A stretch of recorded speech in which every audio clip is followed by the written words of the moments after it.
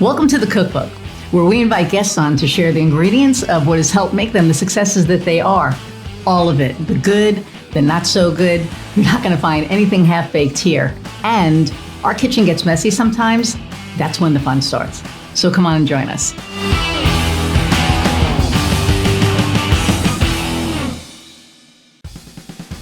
Hey everybody, and welcome to another episode of the Cookbook. I'm your host, Iris Goldfeder, and I'm like crazy excited today for my guest. We're both in the podcasting business, and we're going to be doing something together. But Megan is she's like a wealth of knowledge, and she's just a really, really cool, kind person. And I think as we go on in the podcast, you're going to think she's as amazing as I do. So, of course, I'm going to read her bio and bring her on. Okay, so Megan Doherty, author of Podcasting for Business, we're going to talk about that, is a digital marketing strategist with a background in online business development. And like the way that our worlds traverse is just like, it kind of blows my mind. Anyway, she has had the opportunity over the years to work with hundreds of business owners in a huge variety of industries. She co-founded One Stone Creative. See what I did there? Okay. A podcast production agency specializing in leveraging podcasts as marketing channels for small businesses. In 2020, One Stone Creative developed the Business Podcast Blueprints to help companies, say that 3 times fast, Business Podcast Blueprints to help companies and executives dial into the specific ways they can leverage a podcast for their content marketing and business development goals.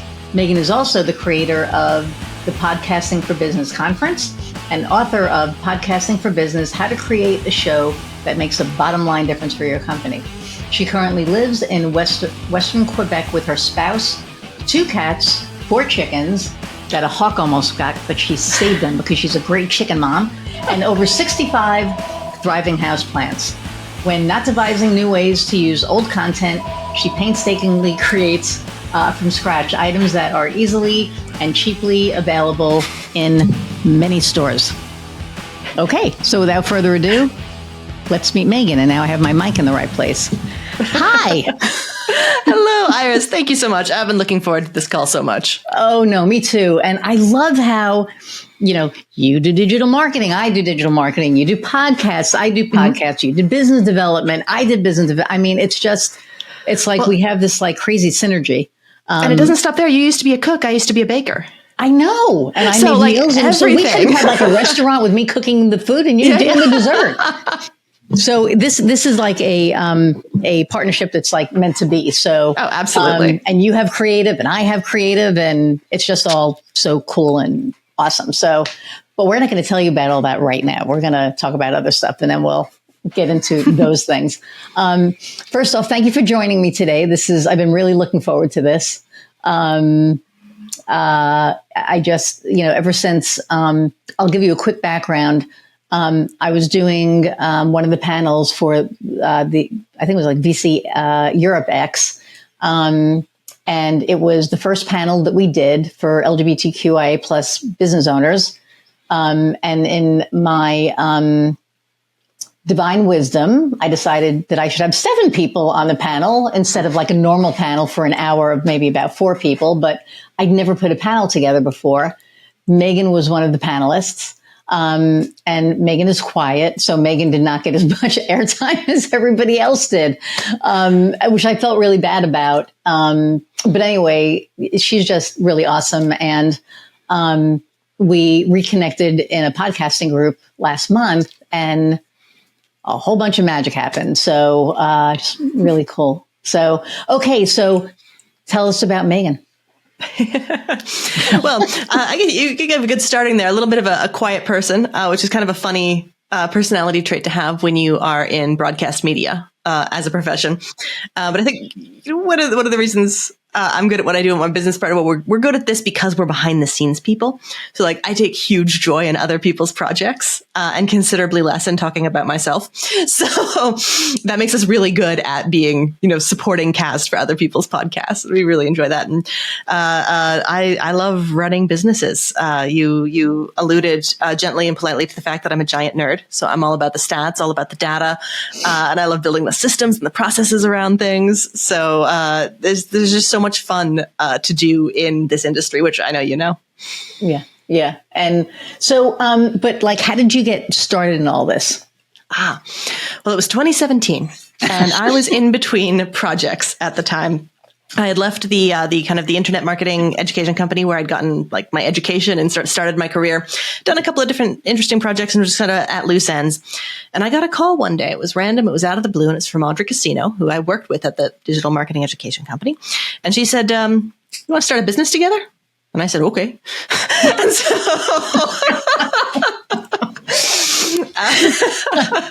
because I love how that happens. It's just I do too, and we kind of put our heads together. Really, this could be fun. We both got some time. We've got some energy. And her background was in broadcast audio. She worked as a producer and on-air talent in Dallas for 20 years. Wow. And of course, with my digital marketing background, we're like, okay, we can do podcasts. We can do them for businesses. This is like an up and coming industry. Let's get into it. And we've been doing it ever since. That's amazing. And I love what you do. You have like so. It's very multifaceted. So I love that she's broadcast talent because that really helps a lot. For me, it was really funny because I had the podcast and now I have a TV show. So I kind of did it backwards, right? But I don't know that I would have had the TV show if I hadn't had the podcast because I don't know that I would have had the confidence, right, to be on. So it was really this weird, turn of events, I guess, for me. So it's been interesting. So I love that you have that built in. It's nice. And she's also introverted despite, having this amazing radio voice and all of this talent and all this experience. But she thrives sort of like I do on helping other people really shine. So she gives like great feedback to our clients. She's always like picking me about my audio. She's like, you got to get closer to your mic. You're moving too much. And it's fun to have that level of like feedback happening all the time. Like I'm doing right now. I'm trying to get comfortable. Like my chair. So I just ordered a new chair because my chair, it kind of like moves to the side whenever it wants now. So I'm trying to like get it to where it's comfortable and I'm squeaking. But anyway, and people know I move a lot anyway. They'll fix it in post. That's the magic of our industry. We'll fix it in post. It'll be stop moving. Okay. So God, there's so many things that we have to talk about and I don't know which one. What should we talk about first? Because I think there's a lot of things I want to leave people with like top of mind. So, okay, I know what we'll do.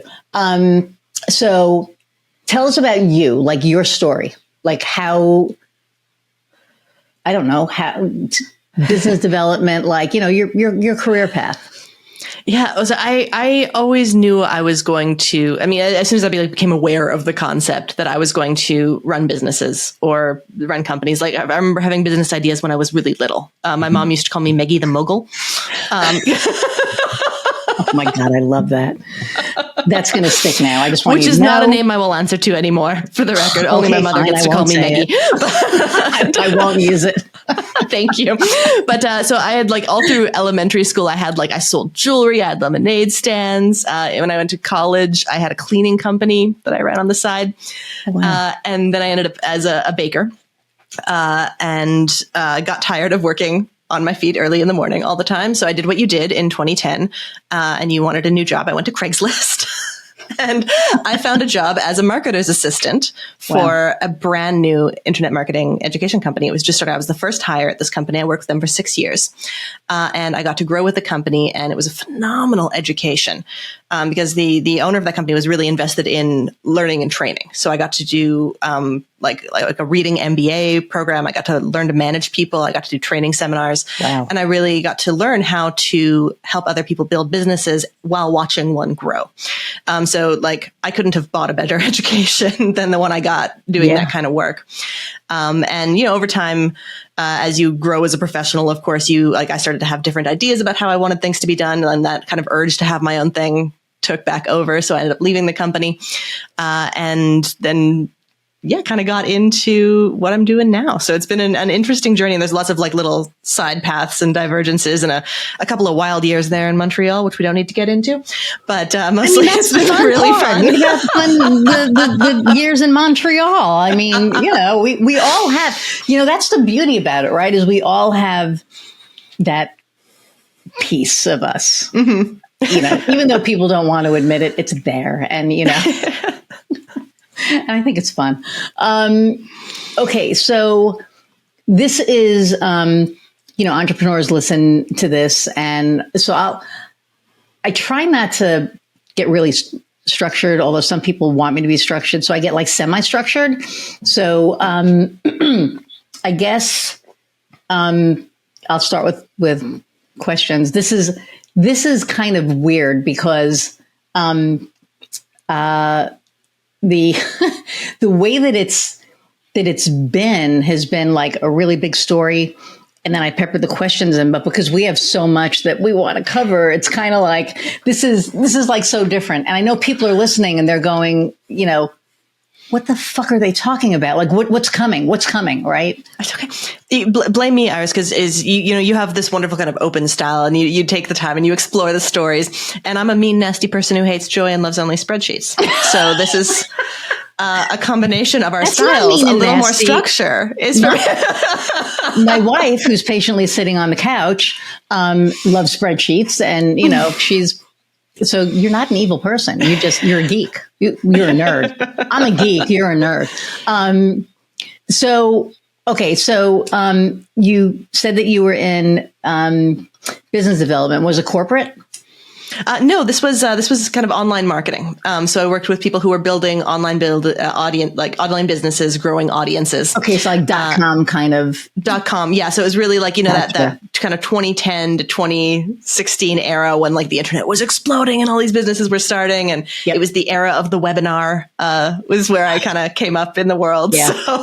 So that's where I got my education in an industry for good or ill, and it has both good and ill, as I know you know. That's how I learned. Yes. So, when you were working for them and you decided to go on your own, was it just because of that phone call, or had you been thinking about it prior? Or the phone call came later. It came actually about a year later. But I decided to leave because it happens when you hire someone really good, right? Eventually they're going to outgrow what you have available for them to do. And that was what was happening to me. Yeah. And so it was becoming more difficult for me to really kind of express what I wanted to, and to make the kind of decisions that I wanted to working for someone else's company. So I thought it was time to head off and do my own thing. And I ended up freelancing for a couple of years, taking on different projects, ran some online events with other friends, did a little structure and reorganization for a different company, and just kind of trying to figure out what was next, because it had been such a formative time for me, both age wise. So I started in my early 20s, was in my later 20s when I ended it was a huge change. I moved back to my hometown or close to Ottawa, and just it was time for a big shift. And so the leaving that job was a big part of that. Gotcha. Wow.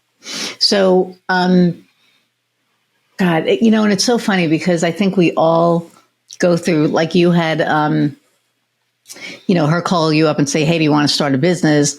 I was working for a communications company. I got fired. And I called my clients and I was like, hey, just to let you know, I'm not there anymore. And they're like, what is wrong with them? But there was a backstory behind that. And one of my clients said, hey, come to the commercial shoot that you set up. Mm-hmm.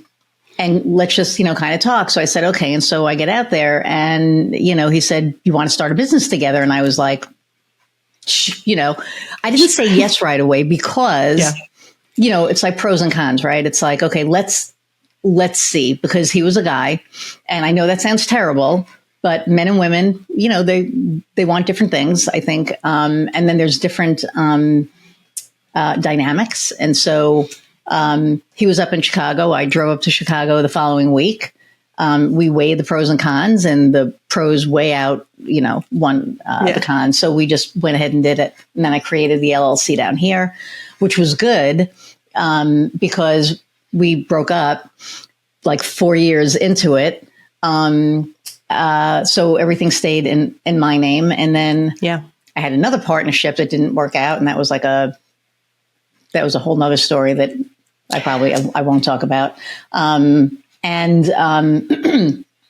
After that ended, I realized that, this is a little bit different, but I was like, I do not want to be in a legal partnership with anybody again, because it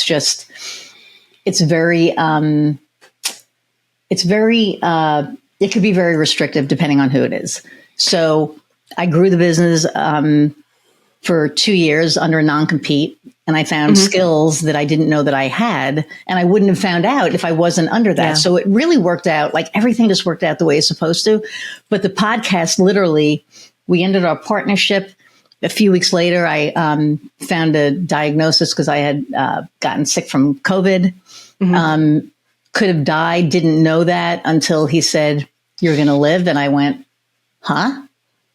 And he said, "Oh yeah, this thing that's terrifying. This thing could have killed you."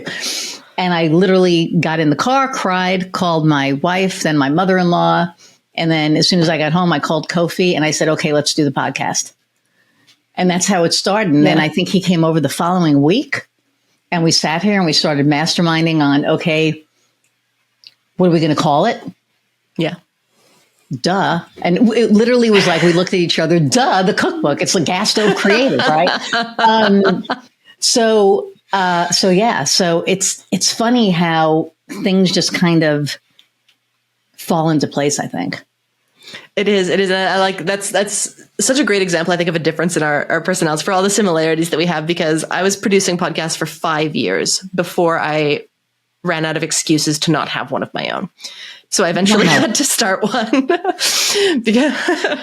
I enjoy it. Like, don't get me wrong. I like doing it. It's a nice part of the week. I enjoy a lot about it, but being known and seen and promoting that kind of stuff, I'm not shy, but I don't take joy in it. Right. And honestly, if there's, somebody on your team that does, right, I think that's really important, because for me, I'm a musician, so I'm used to being on stage. I'm used to the attention. I'm used to the, all of that. And this was so different because, when I was in the other partnership, COVID was happening. So I was here, and the way that all of this, video and everything got started right before COVID, and it was like a year before that. Kofi's like, "You need to be doing video." And guys, Kofi's my producer, right? So just want to kind of put that out there. But for a year, because we've known each other almost 19, 20 years at this point. But for a year, he was like, "You need to be doing video." And I was like, "I never need to be doing video."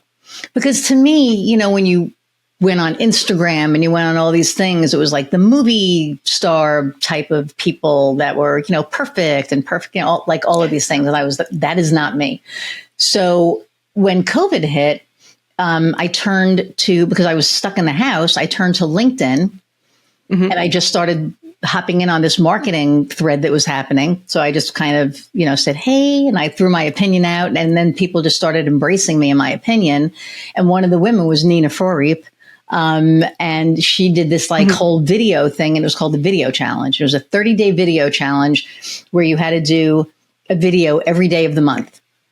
Oh, like SSS Veda. Yeah. Right. And so nobody had done it before. I sure as hell didn't do it before, and a lot of people in the group hadn't. So it was a really good way to get used to doing video. So we would take the phone, and she, showed us how to hold it, and how to put it on the tripod and what tripod to buy and all the things. And so I did it for a few months, and I think it was that started in April, and by June, COVID was at its height. Nobody had gotten their hair done, anything done for 5 months at that point. I had my Bonnie Raitt streak right there.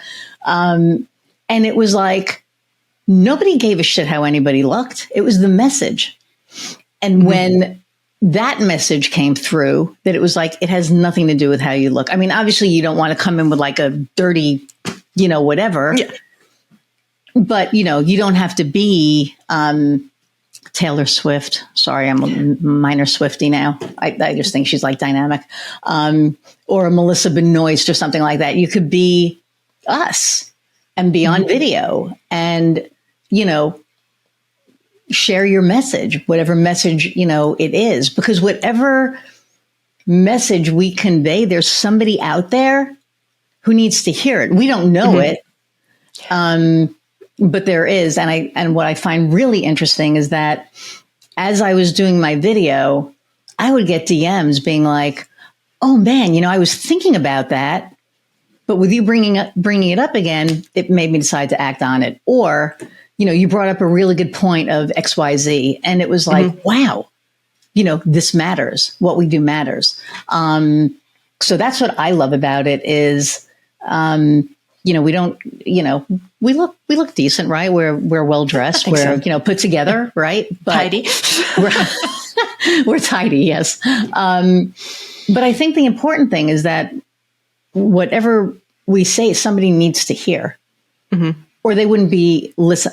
So I feel that the people that are tuning into the episodes that they're doing it because there's something in there that they are going to glean and take away and use. And that's what I love is that we get to do that for people.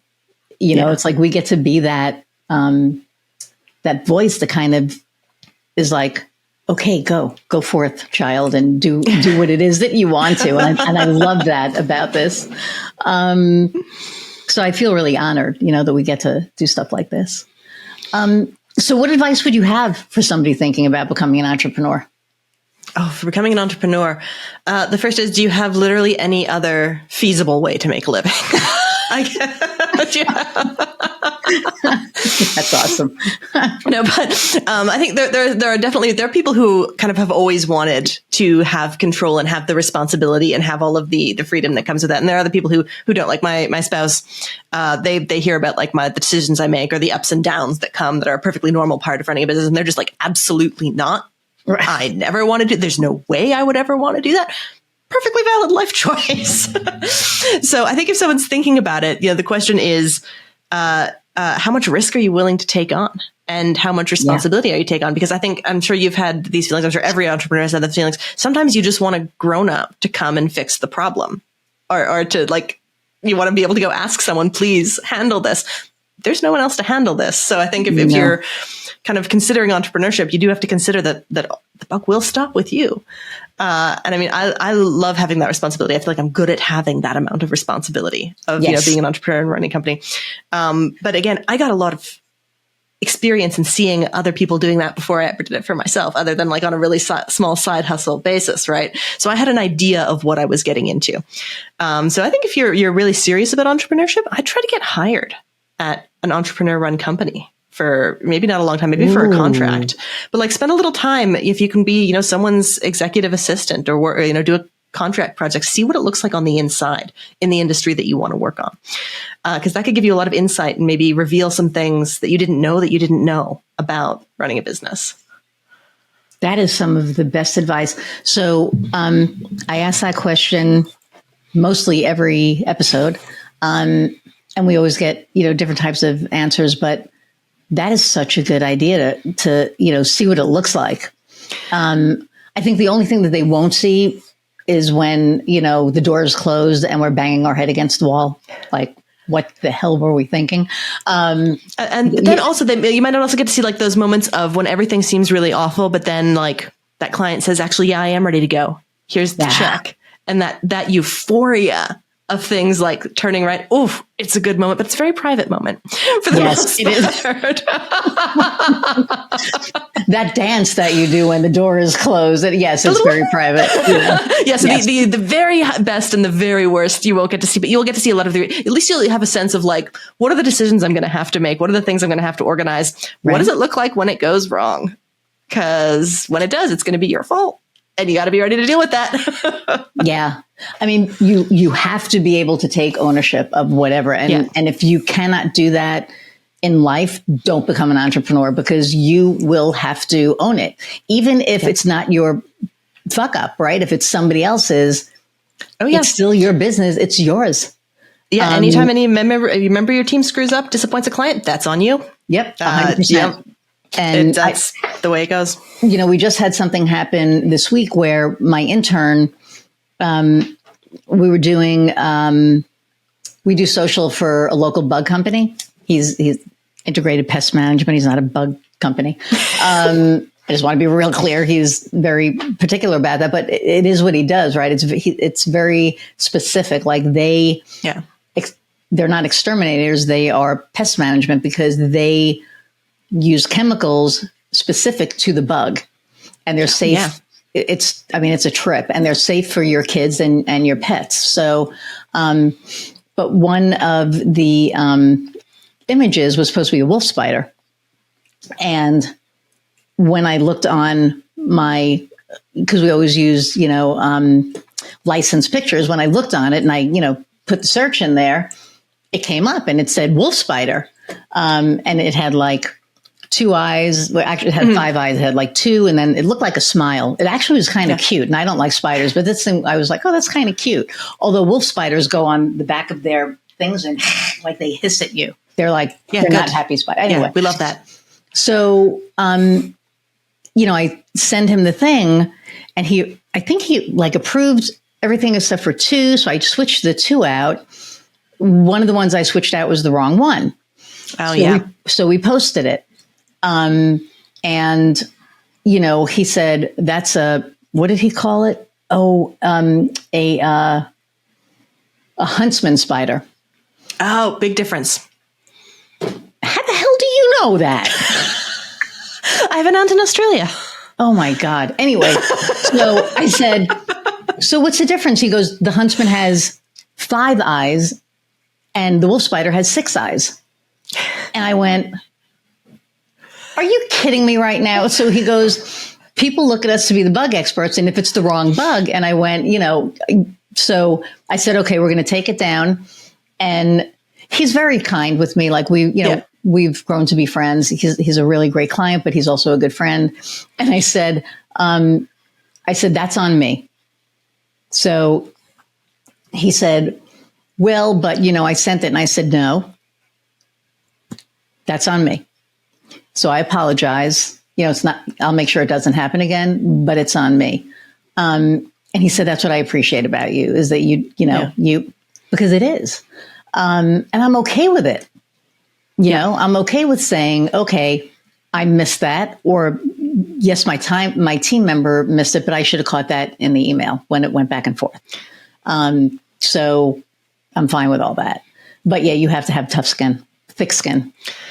Thick skin, yeah. And I think that whole kind of, we try really hard not to make mistakes, but in podcasting, there's a lot of moving parts. There's like a whole bunch of things that have to happen in the right order every single week. And 99% of the time it does. Have you ever noticed how when like that 1 out of 100 errors is always going to happen to the same client, like in the same week?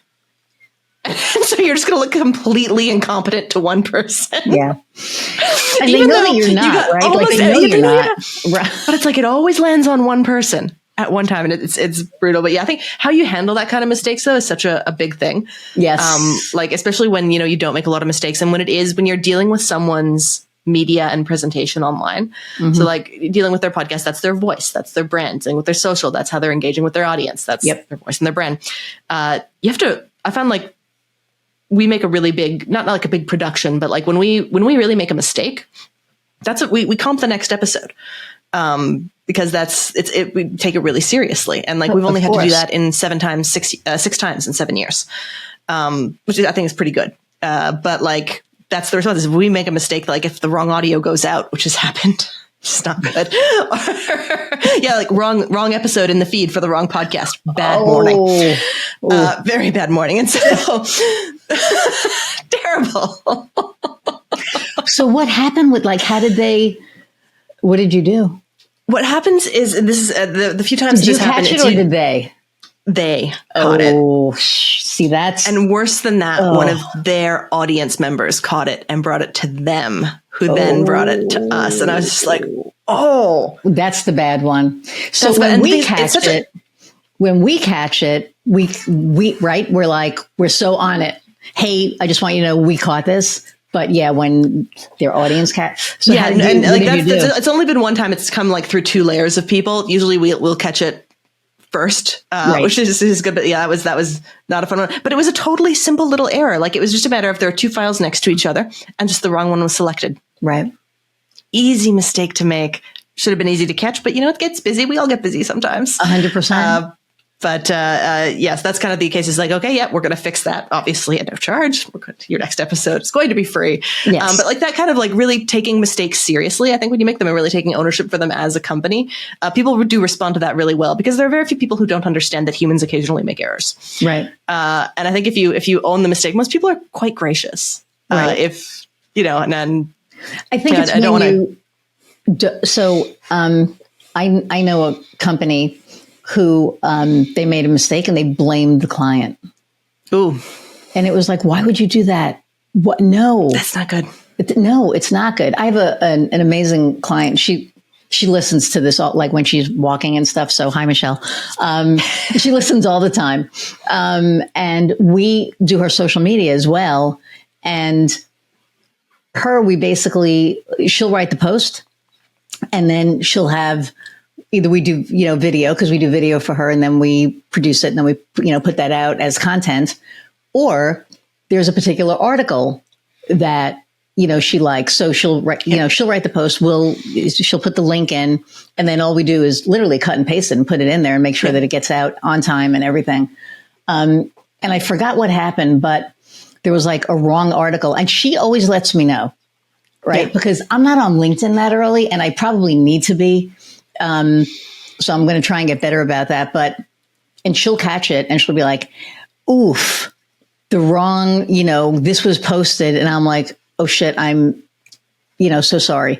And I always give her extra stuff anyway, because, she's been with me like, God, going on 3 years now. Yeah. And she's just, I love her to death. But she's always very gracious about it. I'm like, I'm sorry. We'll make sure that it doesn't happen again. And I think that when we're adults, and I think that's what it boils down to, right? So if we make a mistake, oh shit, I'm really sorry. Not exactly. Well, did you send me the right thing? Actually, yeah, I did. Well, how do you know that you did? What? Like, how can you even say that to somebody and then expect to retain the client, right? And then get a referral or something. I mean, it's like, yeah, I don't know. But there are businesses out there that do it. And when I hear about it, like I literally right in here, I get this why would you do that? And maybe that's what sets us apart, right? Is that we own up to it and we say, hey, we're going to make it right.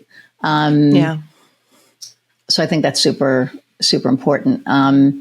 Okay. So, now that we've hashed out all of our mistakes. I think they're lessons. No, it's good. We learn from them, right? Yeah. So if it's a mistake, it's like insanity is making the same mistake over and over. But when something happens and we learn from it, it is a lesson. I'm going to say it is a lesson. And a wonderful opportunity to update your systems. So I know the processes that we have now and kind of the layers of checks and balances is so much more sophisticated than it was when we started 7 years ago. Right. And that it is like, it sucks when something goes wrong and it sucks when you make a mistake, especially a client facing one. But it is good to unearth, because when a mistake happens, there was a process problem somewhere. There wasn't a check that was needed, or someone was overloaded with work, or, didn't have enough support with stuff going on personally and they were too distracted. Like that's all stuff that can be fixed. Right. Or at least can be addressed. So it is a good learning opportunity. 100%. 100%. So there are seasoned entrepreneurs that are listening to this. So what is an obstacle that they might be going through now, or something that you've overcome or that you're going through now? And well, I guess at this point, yeah, I guess I am a seasoned entrepreneur. 7 years in, that's pretty 7 seasoned. years, you're seasoned. Yeah. My business is 10 years old, but my podcast is 2.5 years old. I still feel like a little baby, even though it's 91 episodes. I found out. 90. I'm about to release episode 91 next week of my podcast. Oh, see, there's something else. Okay, universe. How do we keep finding these? That's amazing. That is like crazy. Okay. Anyway, yeah, so next week as of the time of this recording, not the release date, but anyway. Right. So an obstacle, and this is one, and this was an earlier realization that I had, because I remember when I worked for another entrepreneur, and I was often in between kind of the ownership of the company and the frontline team members. I was a manager, among other things. And so I thought, often, as many managers do, why is top brass so unreasonable? Why do I have to spend so much time protecting my team? Why do they always seem to have the worst opinion? And I was quite judgmental about this in my mind until I had my own company, until I had my own employees. And I realized, it feels a lot higher stakes when it's your company and other people are doing work for you. Yeah. And I am less inclined to be generous of my thoughts, and I am more inclined to micromanage. And that, I think, is a really important hurdle to get over, because if you are like really paranoid, these people who I've hired for their personality and skills and abilities, they're out to get me. It's a natural feeling. It's normal, but it's very damaging. Because it makes you a jerk to work for. And you end up getting into processes that you should not be involved in. And I remember we hired Darla is our wonderful account manager. She handles all of the day-to-day details. She is the most amazing, organized person in the entire universe. And I was micromanaging her for her first 6 months. I must have been driving her absolutely nuts. And she is a person of such strong character that she was able to be like, "Hey, Megan." And she said this very politely and not in the language I'm about to use, but she said, "Could you back the fuck off and let me do my job?" And I said, and the fact that she felt comfortable enough to say that to you, that's the atmosphere that you fostered, right? Because not many people will go to their boss and be like, "Back the fuck off." Yeah. And she said she would use much kinder language, but that was like the thrust of the message. Okay. She didn't say that. She was like, she used polite terms, as is her way. But the message was, you're preventing me from doing what I need to do, and you are making a mess of things. And I was I should not have been involved in what she was doing, and where she was completely right. And it was a really good wake up call for me, that like, I have good judgment. I hired someone smart. They can do it. There you go. Like they can, I need to let them. But as an entrepreneur, especially when it's your baby, your business is your baby, and it's hard to let go of the little things, especially when you were doing it beforehand. And it is also true. Most people will not ever care about your business as much as you do. They shouldn't have to. They shouldn't be expected to. If you're really lucky, you're going to get someone who's going to treat it as if it's their own. So when that kind of having trust in yourself to let go and to like make decisions that will enable you to let go, and then in the people that you've entrusted with that, it's hard to do. So watch out for that obstacle. I would say the tendency to feel a little bit like a victim as the entrepreneur, because you don't get to play that role really. You have to make all the decisions. You don't get to, "Oh, poor me," to anyone, because there's no one to do it to. So you can kind of sometimes take it out on the team a little. Interesting. I like that. And it's funny because I still haven't hired a salesperson, because I haven't found anybody. So to me, it's like, I'm my brand. So if I'm going to if I'm going to hand this off, I need to hand it off to not another me, but somebody as competent as me. And it's not that they're not out there. I haven't found them yet. And it makes me really, really, really nervous. And that's something that I'm going to be working with. I told you I was working with Kim Woods. Yeah. This is one of the things, because when I even think of letting it go, like right now I'm talking about it and my entire chest just completely constricted. It's like, I can't do that. But I know I'm going to have to, because, I'm in the process of scaling. So in order for me to scale, I kind of have to duplicate myself and kind of go, okay, take it. And it's really, really hard. Yeah, it's so hard. And it's an interesting choice. I've made like I have like so much admiration for people who kind of are their brands. I've like tried so hard to avoid that as I've built this company of like becoming like the face and I think because coming up like in internet marketing and you've got all the personality brands in the industry, and I'm just like, I don't want to be like that. And I know I never would be because I'm not like that as a person, but like I want to build the business to be independent of me as a person. And I always try to do that. And so now that I'm kind of getting into more like individual marketing, I'm, creating more content myself, spending more time doing it. I'm finding it like a really uncomfortable place to be because my priority has always been building a brand that existed entirely outside of me. So it's been an interesting challenge to kind of walk that line between, yes, I do need to make personal connections with people because that's how people make buying decisions, and also wanting to create something that, is recognizable without my input. Right. Wow. And it's so funny because for me, it's always been very relationship based. And I've always been the face. One of the issues with my former partner, not the first one, the second one, was that I was the face. I was the one doing the video. I was the one doing this, and it was not okay with him. There were other things, but that was one of the things, and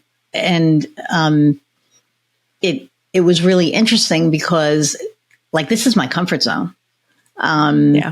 Which, 4 years ago, I would have been like, you're on crack.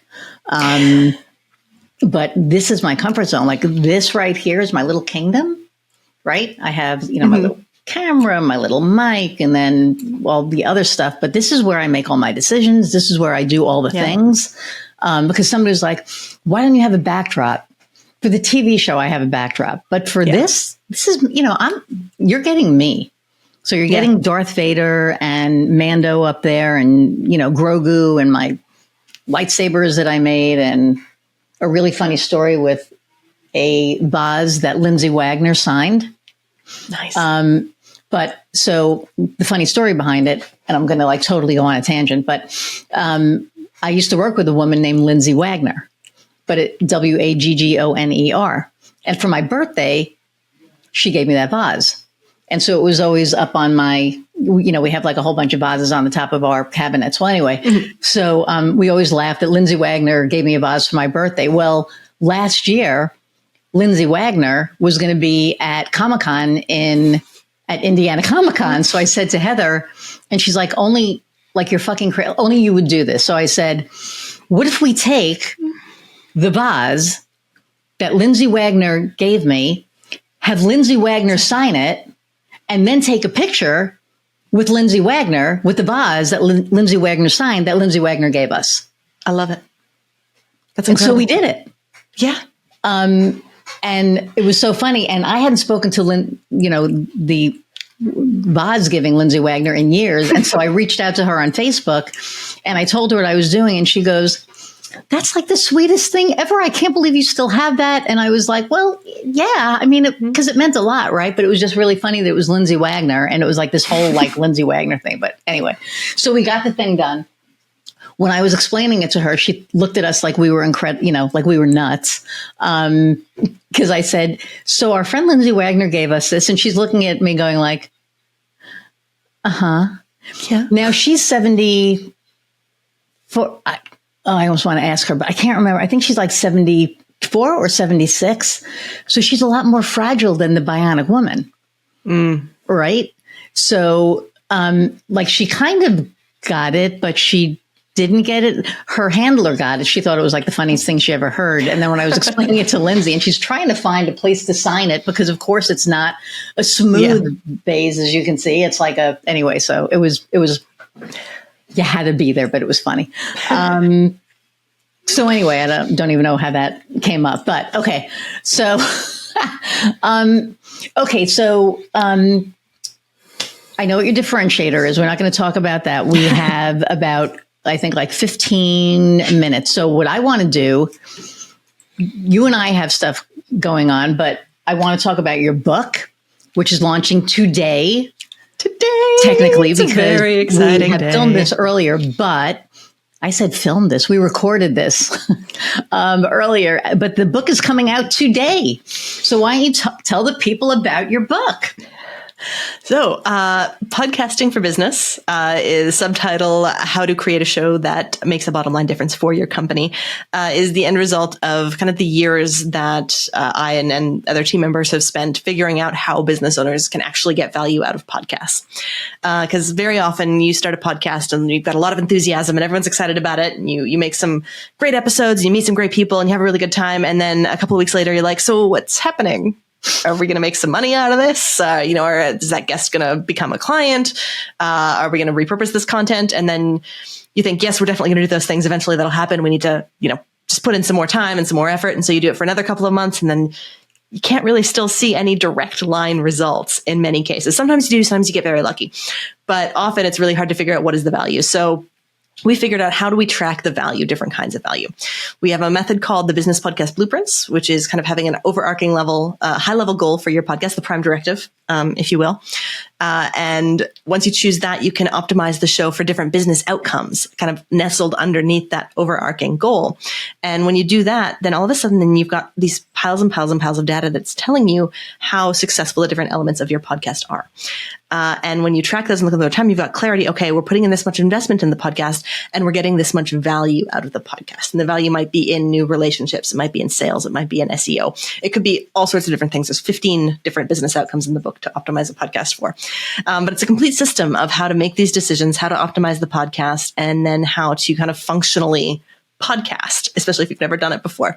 So I'm very proud of it. It was written over the early part of this year with a book coach. We documented the entire process in a video podcast, which is also available. The entire book coaching process, warts and all, is currently live and available to be listened to. So that's pretty exciting. The book is available to buy today from Amazon in your preferred format. That is so exciting. It's pretty exciting. And I think you sent it to me how long ago?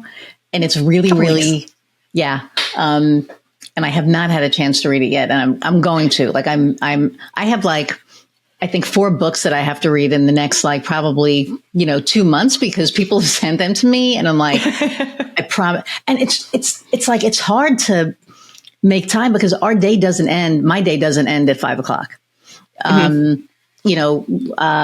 Last night I think I worked until 8:00. The night before I worked till 8, and I usually don't. I'll usually try to stop when my wife gets home from work. Yeah.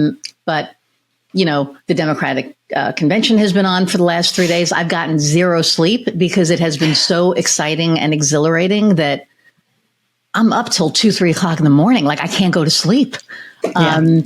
The first night was amazing. Hillary spoke. So, that's my woman. And then, Tuesday, Michelle Obama spoke, and then Barack Obama spoke. How the hell are you going to sleep after that? I was up to 3:30, and then I had to get up yesterday, and we were talking Mercury retrograde.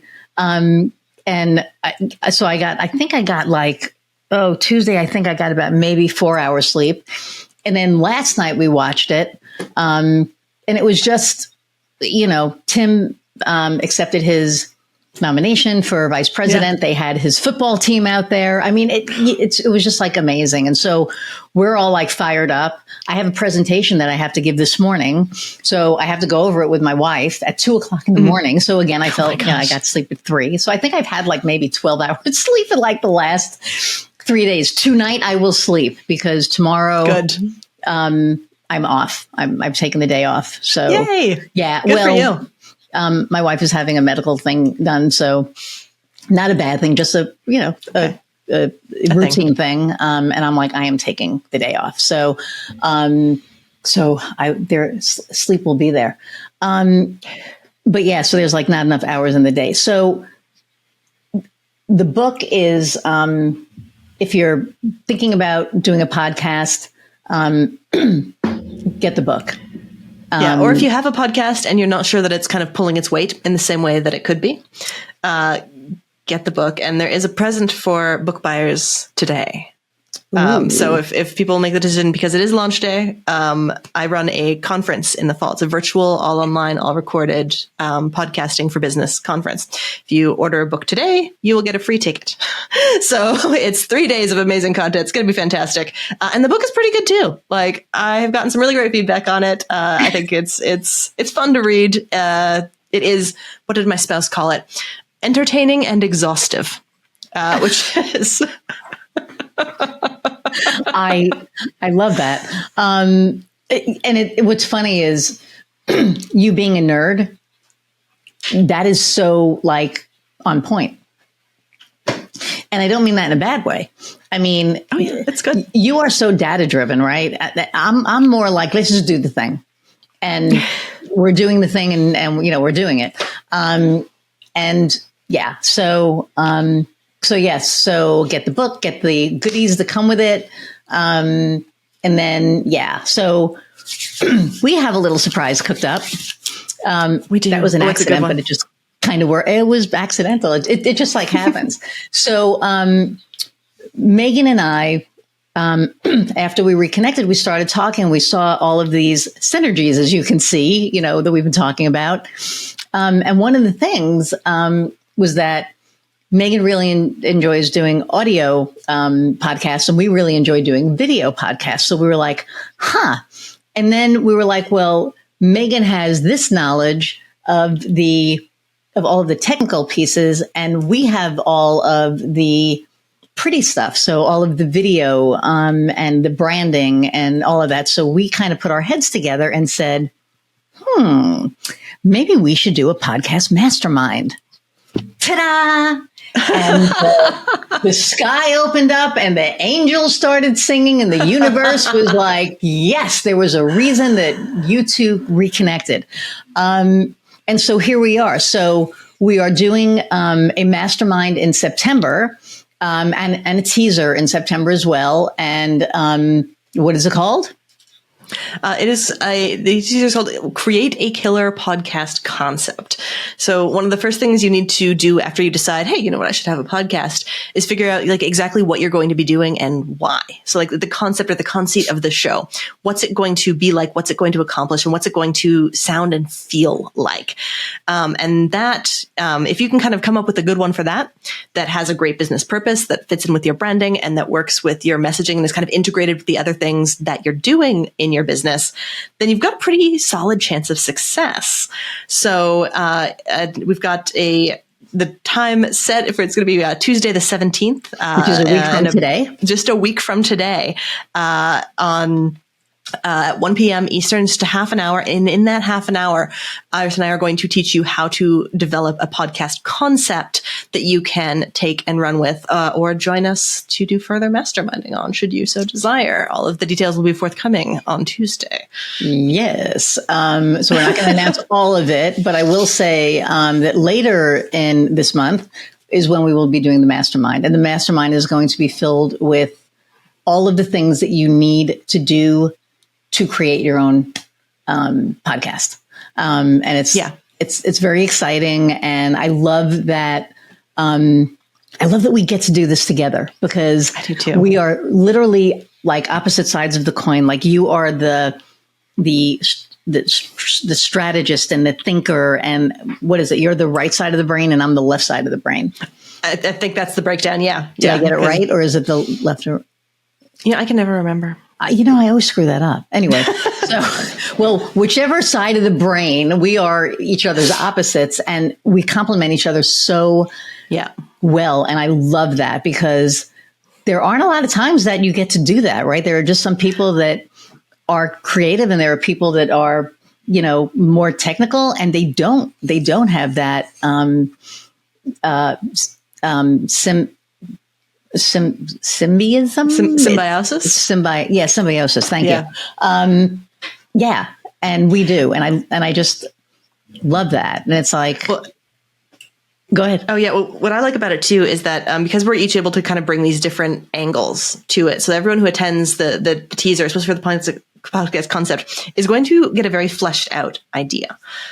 Because a great idea that's really flashy and looks great on the outside, maybe it fits in, like it's beautiful name, beautiful brand, very sticky, but it doesn't have that structural foundation to back it up, not going to succeed. On the other hand, if you have an amazing structural foundation, it's built, it's logical, it's perfect, but nobody wants to look at it, you're also not going to succeed.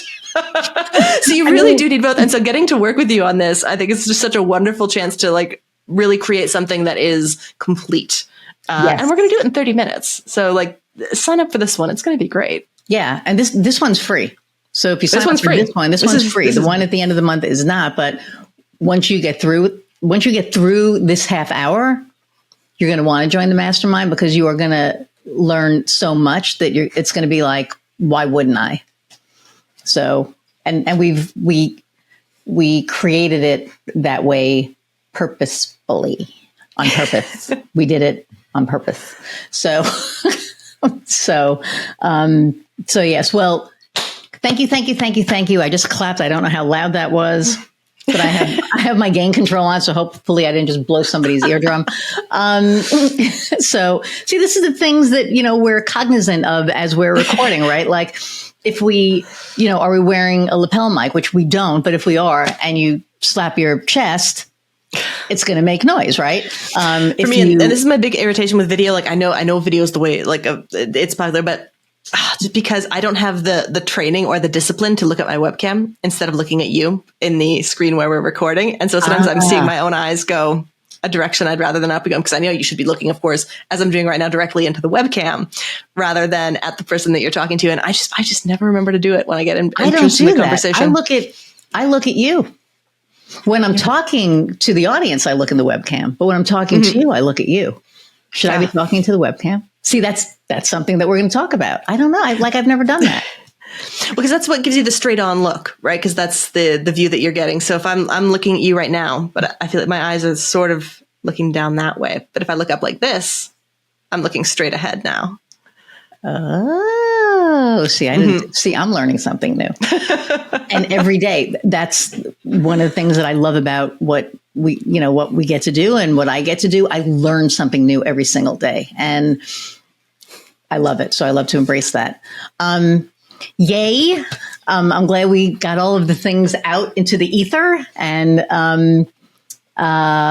I'm just really excited to be, partnering with you on this. And I just love the way that it just fell into place naturally, which makes me have this amazing feeling about it, because when things are forced, it's one thing, but this literally was an organic, just meshing. It was amazing. It was just like, duh. It feels good. So I know.